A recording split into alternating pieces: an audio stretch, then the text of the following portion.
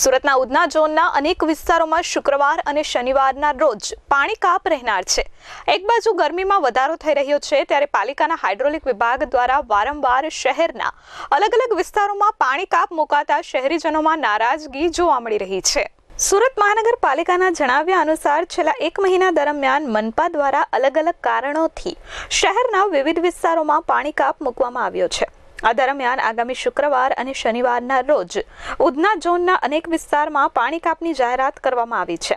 પાલિકાના સૂત્રો પાસેથી વધુમાં જાણવા મળેલી વિગત મુજબ ઉધના ઝોન વિસ્તારમાં ચીકુવાડી મથક ખાતે 1219 મીટર વ્યાસની મુખ્ય MS નલિકામાંથી પસાર થતી 750 મિલીમીટર વ્યાસની નલિકા પર પિયુષ પોઈન્ટ નજીક રિપેરિંગની કામગીરી કરવામાં આવનાર છે। શુક્રવારે સવારે 8 વાગ્યાથી રિપેરિંગ કામ શરૂ થશે, જેના પગલે ઉધના ઝોન વિસ્તારમાં પાણી કાપની જાહેરાત કરવામાં આવી છે। ત્યારબાદ શનિવારે પણ ઓછા પ્રેશરથી પાણી મળે તેવી શક્યતા છે। ચોમાસા પૂર્વે મેન્ટેનન્સના કામ માટે અગાઉ પણ કેટલાક વિસ્તારોમાં પાણી કાપની જાહેરાત થઈ હતી।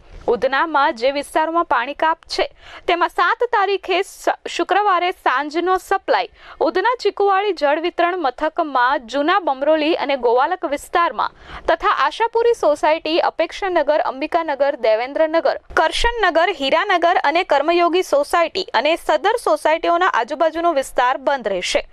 આ જ રીતે નવા બમરોલી વિસ્તારના Gitanagar supply, Harisiddhinagar, Tulsidham society, Ravinagar, Satyanarayannagar, Jayambenagar, Rameshwar green, Rameshwar hills, Shrungal residency, Marathanagar, Kailashnagar અને સદર સોસાયટીઓનો આજુબાજુના વિસ્તારમાં પાણીનો સપ્લાય સાંજનો બંધ રહેશે।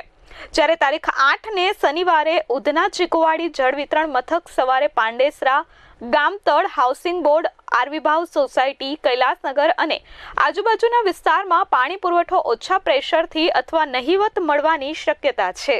આ પાણી કાપ પહેલા લોકોએ પાણીનો સંગ્રહ કરી લેવા મનપાએ આગ્રહ કર્યો છે। Bureau report S24 news, Surat.